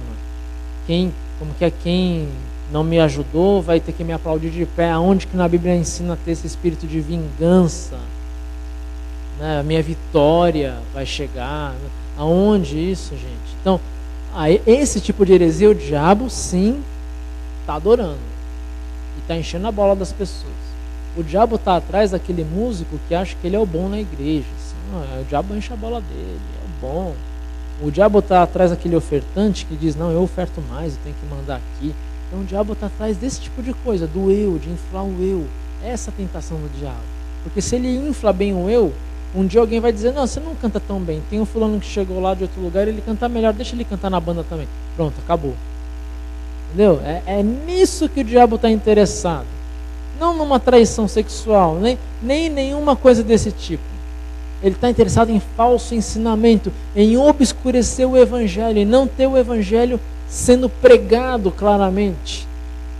Né? Agora o resto da sua vida, se você traiu sua mulher, o seu marido, e falar que foi o diabo que te tentou, você está enganado. Foi sua carne. A Bíblia tem um nome para isso. Marido que trai a mulher, mulher que trai o marido, não é o diabo, é o quê? Carne. Você, sua carne. Eu bati no meu filho. Não foi o diabo. O diabo não tem o poder de pegar sua mão e espancar seu filho. Não, foi você. Foi sua carne, foi sua raiva. Não foi o diabo. Foi você que bateu. Agora, puxa, eu criei numa heresia. Opa, e a gente pode falar que eu estava muito pastor. Eu estava achando que eu era.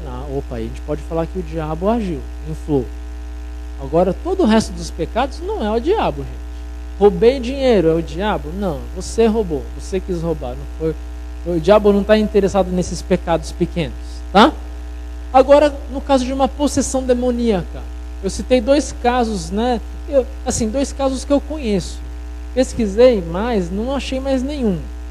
luteranos, tá? Então, provavelmente não tem mais nenhum. São só esses dois casos. Um deles aconteceu nos Estados Unidos. E quando aconteceu, a gente estava tanto tempo sem um caso de possessão real que a gente nem tinha ideia de como tratar. Por que a gente faz agora, né? A gente teve que pedir ajuda para a Igreja Católica até. Quais são os procedimentos? Aí, um pastor lá nesse caso aqui, né? Nesse caso real, ele chegou nessas cinco etapas, né? 4, né? Tá numerado errado ali. Primeira etapa, você tem lá uma suspeita de possessão. Está possuído, tal, você vai lá, o pastor vai lá. Qual a primeira coisa que o pastor pede? Ele vai averiguar se não é psicológico. O pastor não é psicólogo, então ele vai pedir para a família levar a criança ou o possuído para um psicólogo. Aí o psicólogo vai dar o lado, ó, não tem nenhum mal psicológico. Beleza, então leva no psiquiatra. O psiquiatra vai dizer também não tem nada nessa esfera, nenhum remédio para tomar. Aí vai para o neuro. O neuro vai fazer mapeamento, ressonância para não. Perfeito, cérebro perfeito, não tem nada físico. Então, a gente tem laudos que a medicina mostra que não tem nada físico produzindo aquelas coisas. Tá? Aí a próxima etapa, aí entra o pastor. O que o pastor faz para ver se é provavelmente uma ação demoníaca? O pastor vai falar nas línguas que ele aprendeu no seminário, grego, latim e hebraico. Se a pessoa responder fluente, também não adianta responder outra palavra, não. Vamos conversar aqui, né? Vamos começar. Ego, Mário, Namai. Aí a pessoa vai dizer Namai, Pedro, Sum, né? Vai responder em grego. Opa, ele está conseguindo falar em grego, né?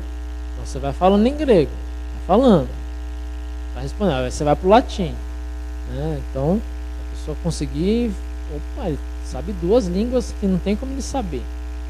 Aí você apela para quem sabe o hebraico daí, que é mais difícil. Aí você apela para o hebraico. Fala em hebraico.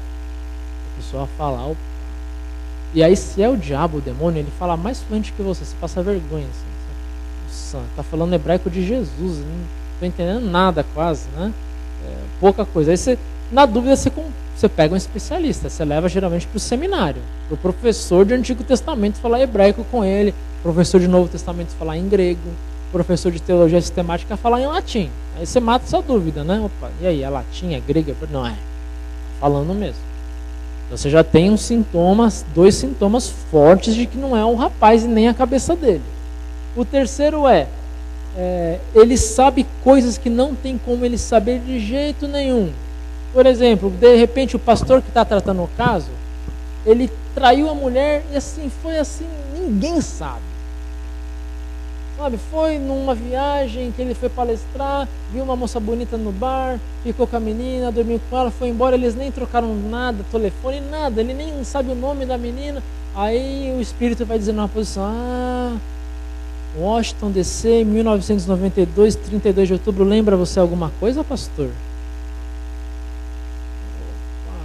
Você devia estar palestrando, palestrou, depois foi aonde? Ligou para sua esposa?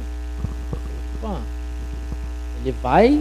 Ele vai mostrar coisas na vida do pastor assim, no ponto fraco, pecados profundos que o exorcista tem. Então o exorcista vai ter que estar preparado para ter revelações sobre a vida dele ali, para quem está assistindo o negócio, né? Ele vai ter isso, né? E o terceiro, o último é a aversão total à palavra. E a igreja, então é engraçado o caso de demônio entrando em igreja. Exorcismo em igreja é muito engraçado, o diabo levar um possuído para a igreja. A pessoa não quer ir para a igreja de jeito nenhum, o último lugar que ela quer ir. Você tem que amarrar às vezes para trazer. Então, esses são os 4 passos. E aí você pede a visita do seu conselheiro distrital, ou o cara que tem autoridade, fala, e aí, você dá um aval para fazer o exorcismo? Dou. É o demônio. Aí o pastor pode fazer o exorcismo. Entendeu? Não é chegar no culto aqui espumando, falando coisas estranhas, levantando objeto. Tá possuído, vem, eu vou orar. Por que eu não posso fazer isso? Por que eu não posso visitar uma casa que está lá a menina levitando, virando a cabeça, vem orar que é o diabo, vamos expulsar? Por que eu não posso fazer isso? Tem 2 motivos que eu não posso fazer isso. Primeiro, não é o diabo, provavelmente, eu faço o exorcismo, o diabo não sai. E aí? eu mostro que Deus é fraco. E o diabo não vai sair nesses casos assim fortes. Porque não é o diabo, é a cabeça, não é o diabo. Não precisa de exorcismo. Segundo, às vezes o exorcismo dá certo entre aspas, mas é psicológico. E a pessoa se convence que o mal que ela tem na cabeça era um demônio e não era um demônio. É um mal que ela tinha, um problema psiquiátrico. E aí esse problema se agrava lá na frente. Quem assistiu o Exorcismo de Emily Rose é baseado num caso real de uma menina que não estava possuída. O filme vai mostrar que estava, mas na vida real o padre foi muito irresponsável. Ele fez o exorcismo, a menina melhorou, ela parou de tomar remédio psiquiátrico, ela piorou, ele foi fazer mais exorcismo, ela acabou morrendo. Então ele foi preso, esse padre, porque ele não seguiu esses passos ali. Ele foi fazendo exorcismo na vontade dele, e aí deu certo, pronto, não precisa do remédio mais. A menina parou de tomar remédio psiquiátrico e ela teve mais casos ruins e acabou morrendo por falta de remédio, tá? Por problemas, tá? Então vamos para o próximo slide. Alguma dúvida aqui? Ficou claro como que é o cuidado pastoral nesses casos? Não é uma brincadeira. E qual que é o processo de exorcismo? Só a oração? A gente vai entrar, né, num caso real. Esse caso aqui na igreja luterana, ele virou manchete no jornal de St. Louis, onde é nosso seminário, e de Washington DC. Quem assistiu o filme O Exorcista original? Então, aquele filme é baseado nesse caso aqui, de possessão demoníaca de um menino luterano que morava em Washington DC. Não era uma menina, era um rapazinho, menino, 12, 13 anos. Então ele começou a apresentar sintomas e tal. Aí o pastor de Washington fez aqueles procedimentos. Médico, papapá, latim, grego, hebraico, dormiu uma noite do lado do rapaz. Né? O rapaz falou coisas que não tinha como ninguém saber. Aí o pastor mandou para o seminário da nossa igreja lá. Então os professores se reuniram, fizeram toda a bateria de testes, também constataram, olha, não é mesmo, a gente nunca fez exorcismo, mas é o diabo. Então eles fizeram exorcismo embaixo daquela torre, a torre de Lutero. Tem um porão que eles colocaram acolchoados, né? Porque o menino levitava, batia, né? Então acolchoaram tudo e fizeram o exorcismo. O exorcismo que foi feito é uma oração, a liturgia do culto, com oração, pedindo, esconjurando o demônio, expulsando e tal, e assim por diante, né?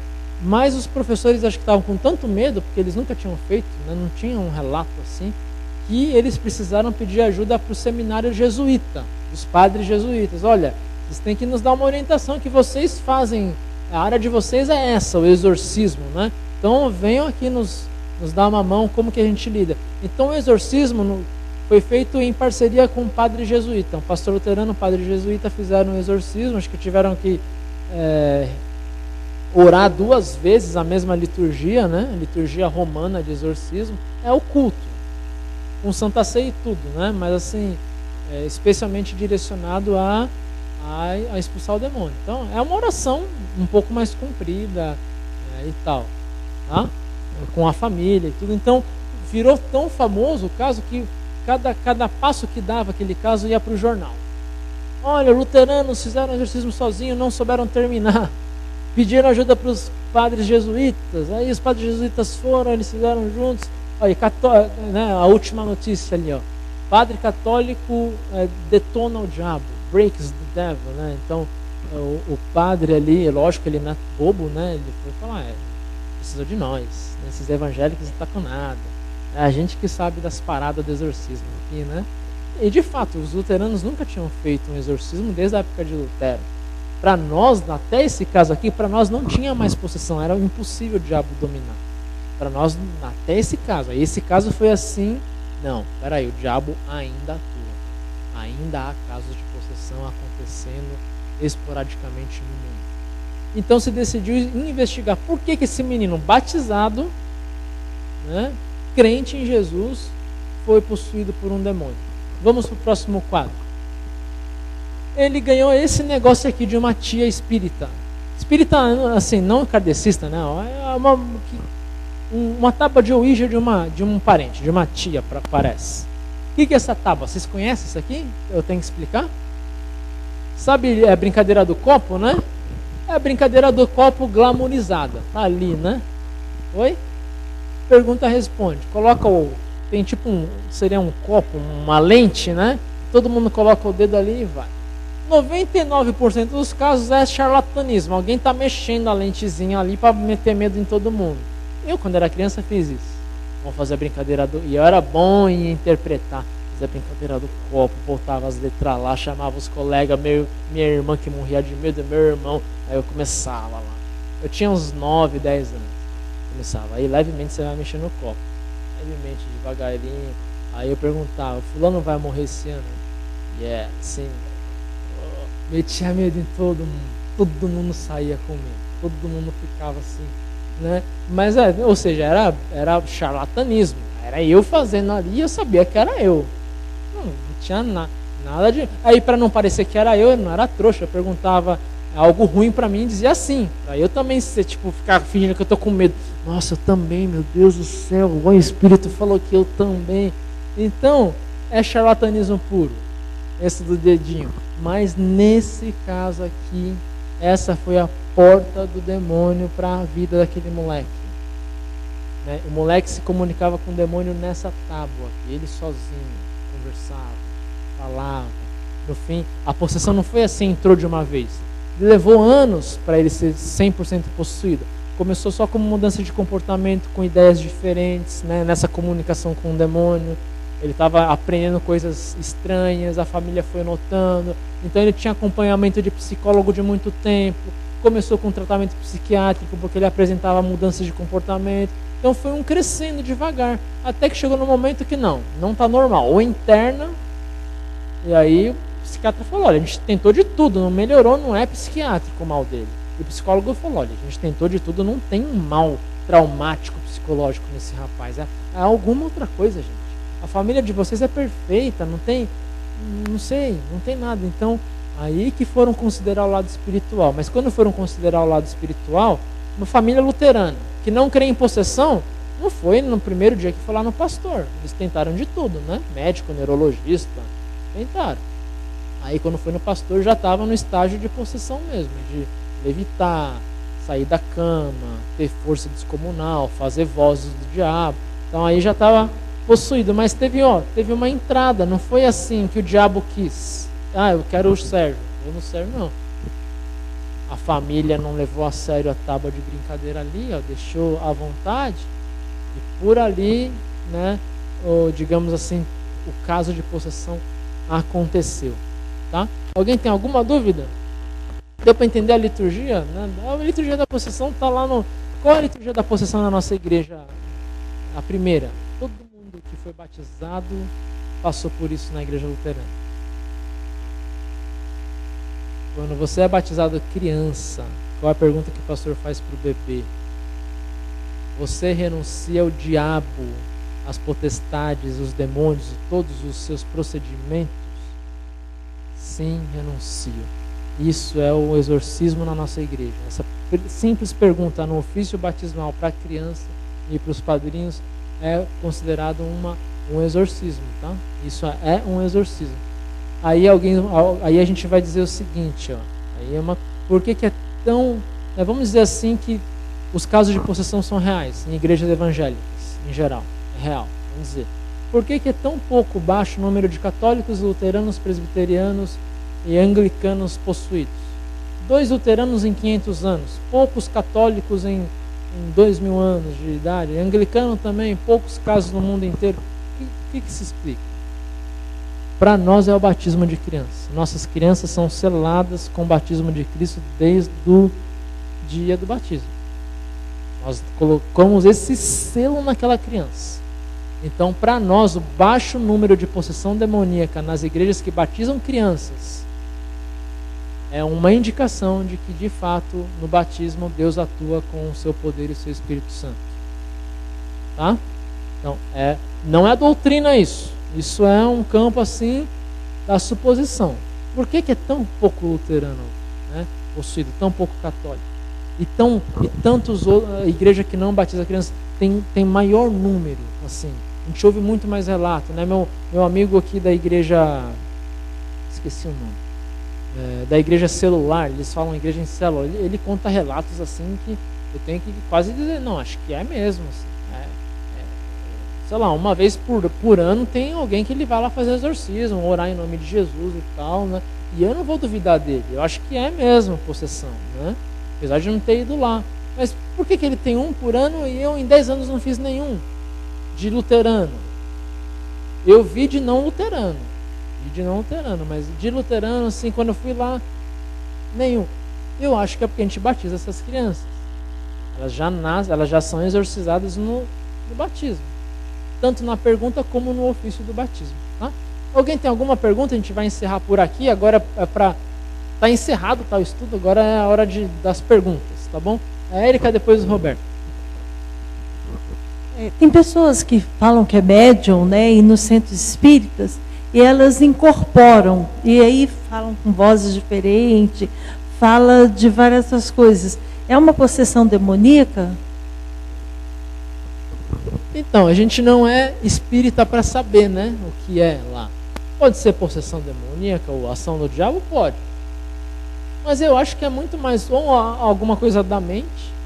Pelo menos as vezes que eu fui num centro kardecista, onde eu tinha uma tia que ia, fui num centro de Umbanda, porque o seminário pediu para a gente pesquisar, o seminário mandava a gente ali, fui num centro de Candomblé. O único local que eu posso dizer assim, opa, algo estranho aconteceu era no Candomblé. Quando eu fui na Umbanda, participei ali, vi, né, conversei com os médiuns e tal, não era nenhum espírito lá. Com coisas fáceis a gente vê que não é espírito, né? Era dia de Cosme e Damião, então era espíritos de crianças, índios, não sei. Aí eu falei com um rapaz grande, mas ele estava com o espírito de um índiozinho, Tupananci, sei lá, eu não lembro. Aí eu falando com ele e tal, né? Ele me deu doce, eu comi o doce, falei, e aí, o que você comia na floresta amazônica? Onde você morava? Na Amazônia e tal. Você comia lá, tinha maçã? Tinha, maçã muito gostoso na Amazônia e tal.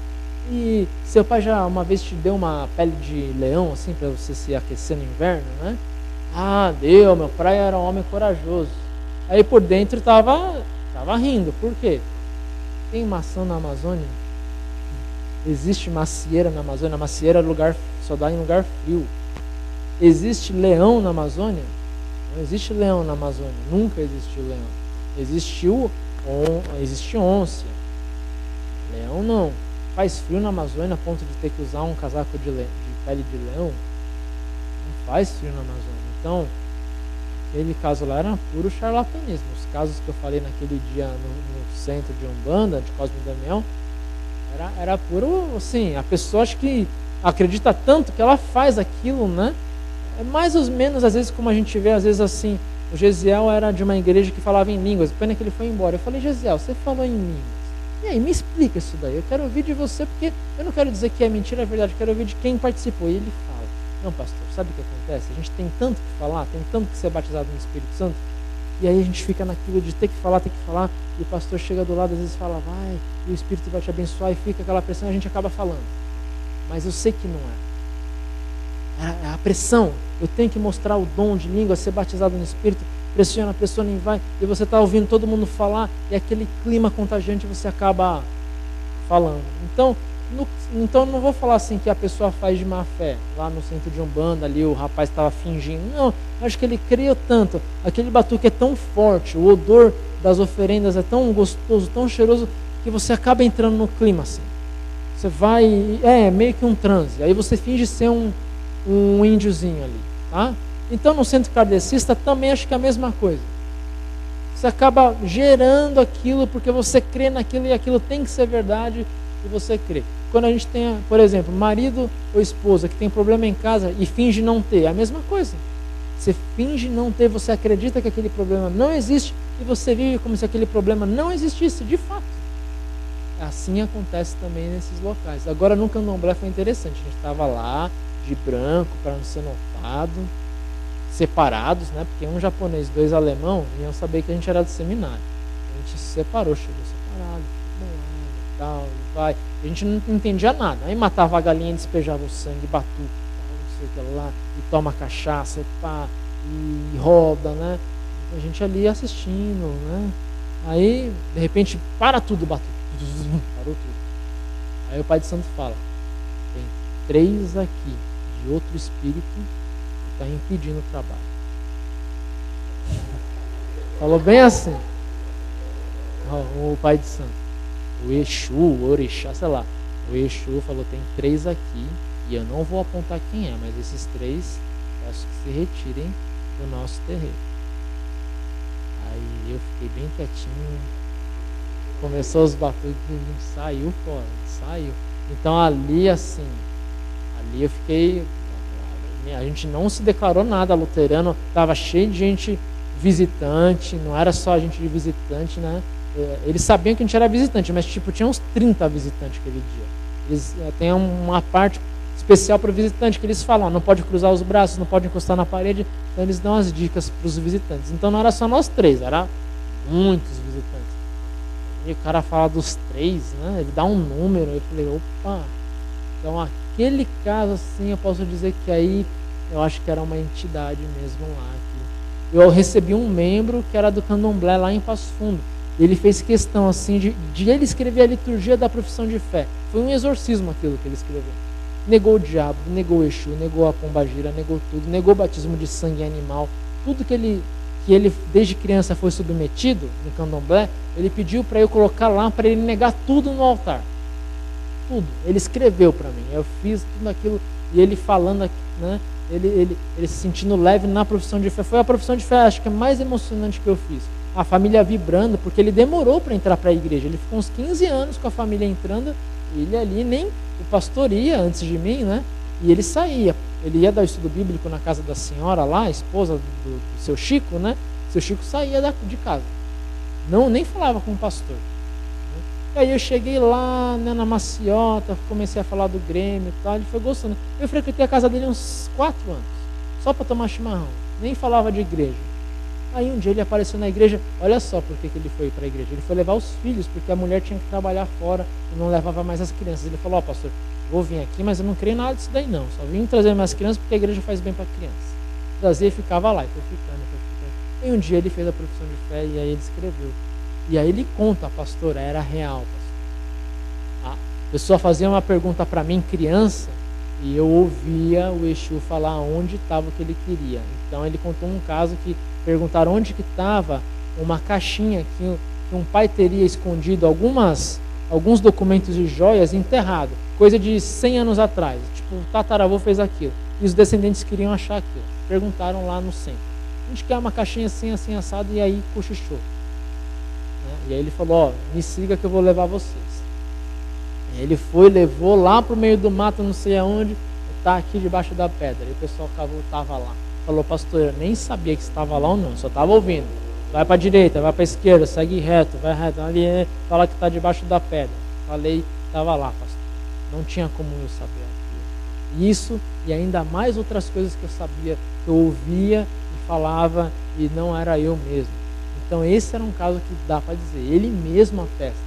A gente tinha intervenção espiritual ruim lá. Sabe o que salvou esse homem? Esse homem teve o ponto de se matar. Ele perdeu a mãe, né? E aí ele colocou a corda para se enforcar, ele estava já com a corda no pescoço, né? Lá em Passo Fundo.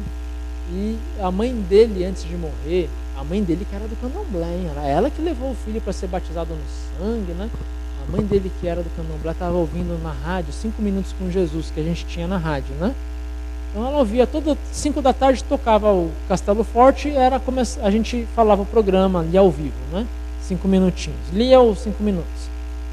E ele ouvia tudo aquilo com a mãe, todo dia, os 5 minutos com Jesus, tocando lá, ele ouvia. Aí um dia ele foi matar, ele estava com o rádio ligado para ninguém escutar os gritos dele, né? Deixou bem alto lá, subiu no que seria meio que um sótão, né? Mas não é um sótão, é o forro da casa. Subiu lá, amarrou a corda e estava assim.